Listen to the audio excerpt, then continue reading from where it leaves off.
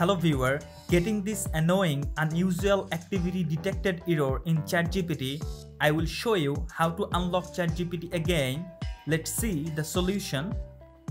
Open your phone setting. Now search VPN. Go to your VPN setting.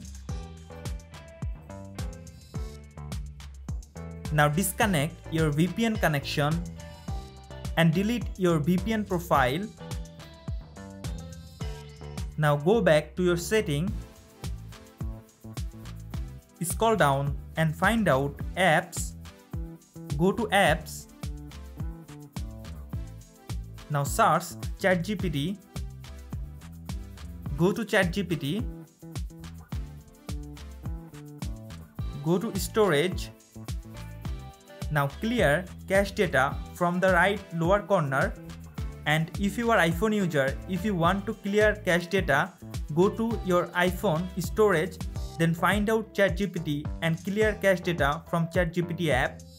Go back to your home screen, tap and hold on ChatGPT app, uninstall ChatGPT app and then reinstall it.